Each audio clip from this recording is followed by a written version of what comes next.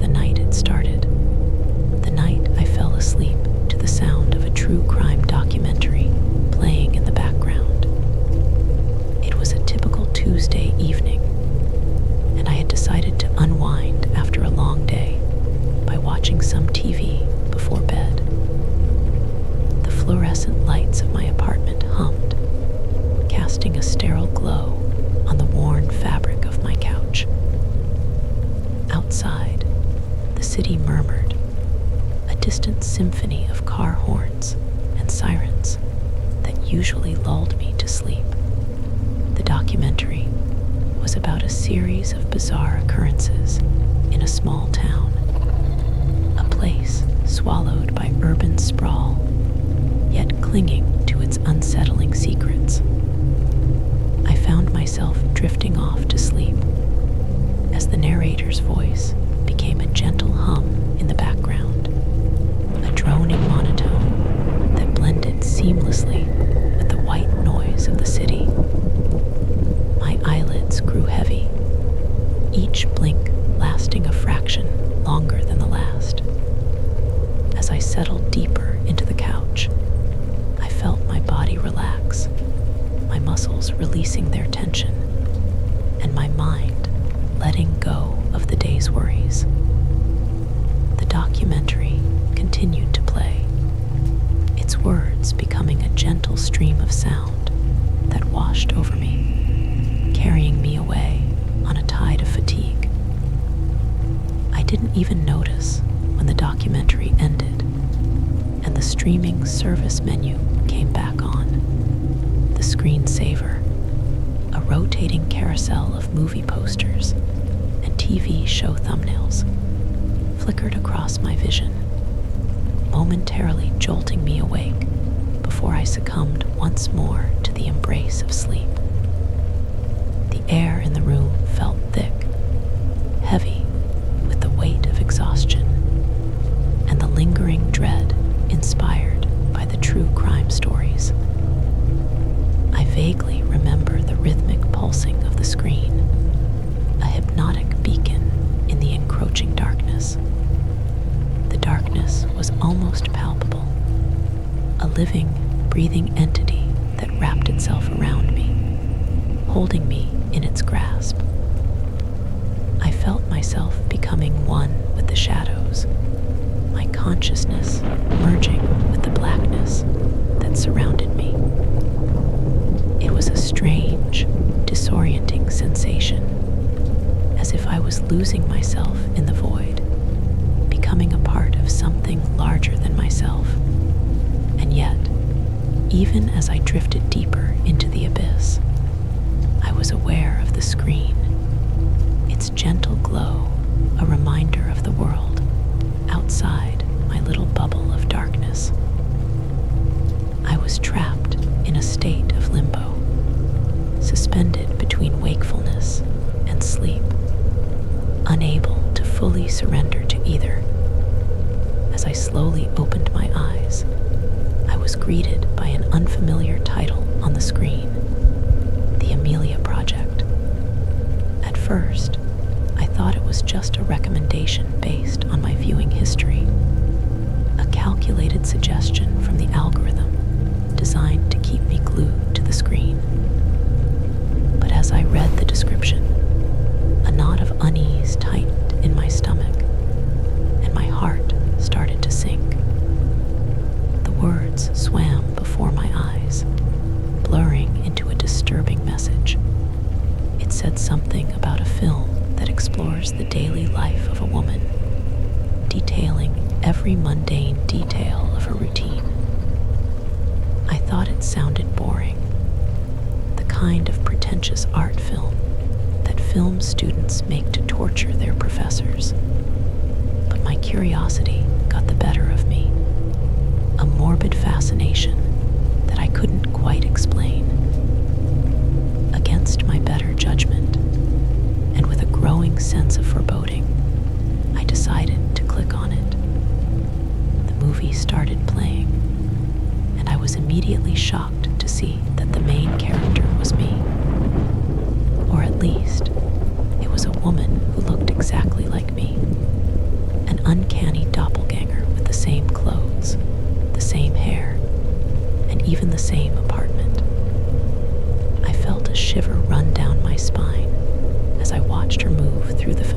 spaces of my home, her actions mirroring mine with an unnerving accuracy.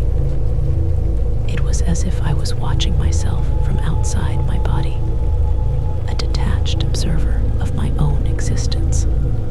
The camera work was strange, with a lot of close-ups that lingered too long on mundane details, and Dutch angles that made me feel like I was being watched, scrutinized, judged.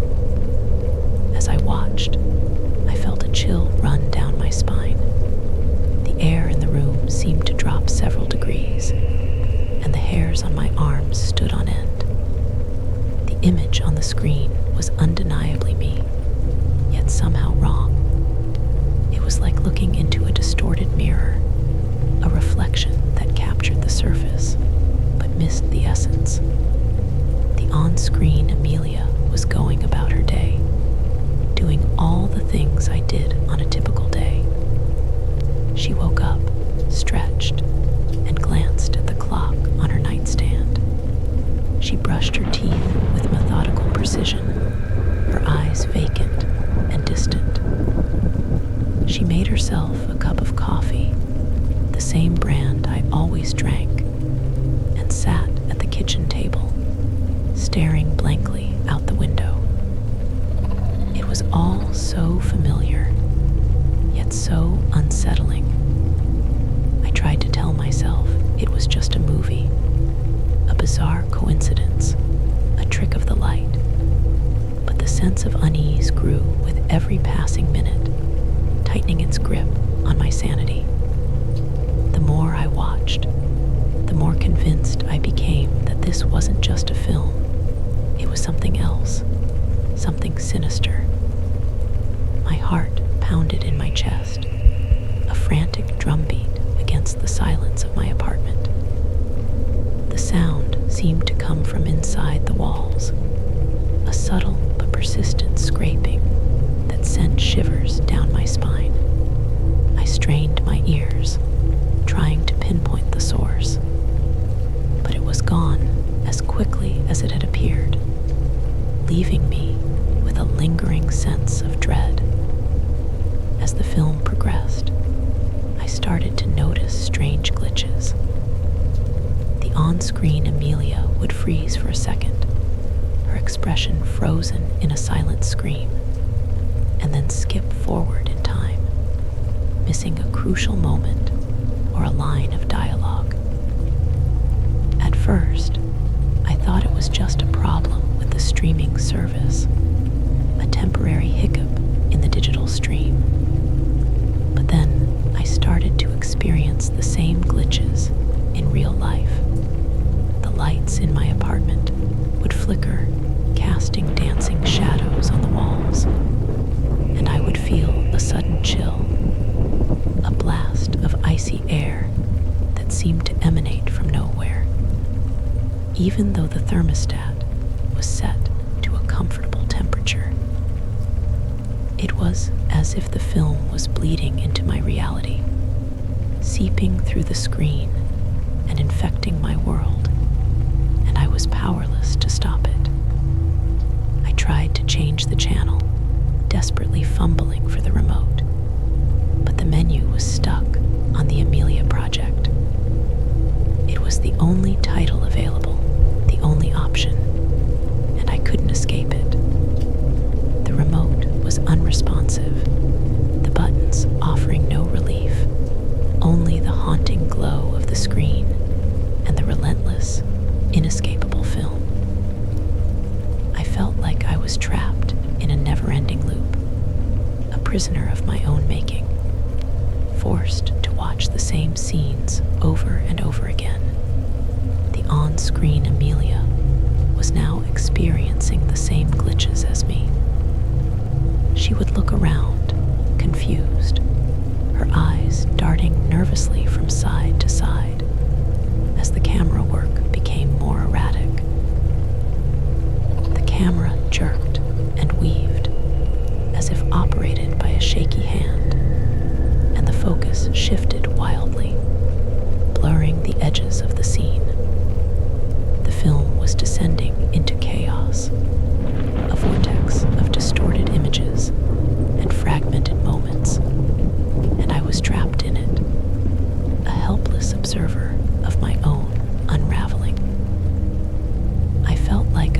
losing my grip on reality, the solid ground beneath my feet dissolving into quicksand, and the line between the film and my real life was becoming increasingly blurred, indistinguishable. The on-screen Amelia would look directly at the camera, her eyes meeting mine in a silent, desperate plea. And I could swear she was looking at me, through the screen, into my soul. The sound was barely audible, a guttural chuckle that seemed to vibrate in the air, but it was enough to send a wave of terror crashing over me. As the tension built, coiling tighter and tighter around my chest, I started to feel a sense of dread, a primal fear that burrowed deep into my bones. The film was not just a documentary about my life. It was a warning, a desperate cry for help from another version of myself, trapped in a nightmare I was about to inherit. The on-screen Amelia was trying to tell me something, to convey a message of impending doom, but I didn't know what, and I didn't know how to listen. The glitches were getting worse, more frequent, more violent, and the camera work was becoming more and more distorted. The screen fizzed and crackled with static, obscuring the image and filling the room with an unsettling white noise. I felt like I was being pulled into the film, sucked into its vortex of madness, and I couldn't escape, no matter how hard I tried. The on-screen Amelia was now in a state of panic, running around her apartment, frantically searching for a way out, a hidden door, a secret passage. I was doing the same, running around my own apartment, desperately trying to find a way to turn off the TV, to break the spell, to sever the connection. But it was too late. The film had reached its climax, the point of no return, and the on-screen Amelia was facing some kind of dark presence.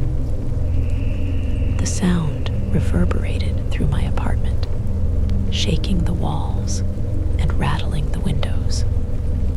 I felt it too, a presence in my apartment that was watching me, a malevolent entity lurking in the shadows, its gaze burning into the back of my neck. The footsteps were slow and deliberate, each creak of the wood sending a jolt of fear through my body. The on-screen Amelia was screaming, her voice a raw, primal sound of terror, and I was screaming too. Our voices echoed in the confined space, merging into a single, unified cry of despair. The film was over. The final scene played out, and the screen went black, plunging the room into darkness. The menu came back on, its eerie glow illuminating my face, but there was only one title available, The Amelia Project. It was still playing, even though the screen was black, the film continuing in some unseen dimension, its tendrils reaching out to ensnare me. I could feel it, a presence in my apartment that was waiting for me, patiently biding its time, ready to claim me as its own. And then, everything went silent. The TV turned off, as if acknowledging its victory, and my apartment was quiet once again.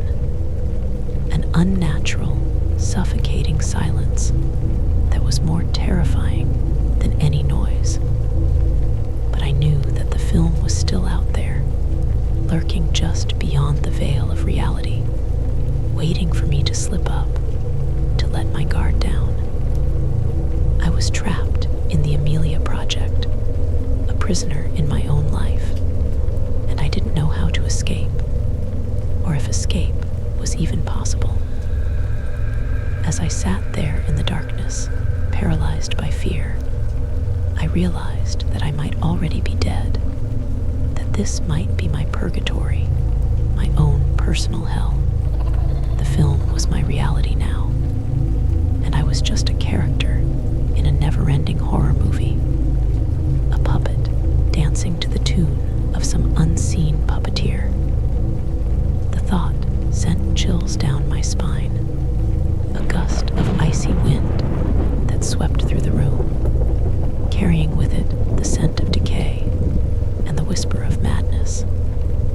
And I knew that I would never be able to watch TV again without thinking about the Amelia Project, without feeling its presence lurking in the shadows, waiting to drag me back into its twisted world. The streaming requiem had begun, and I was just a pawn in its twisted game, a sacrifice to its insatiable hunger.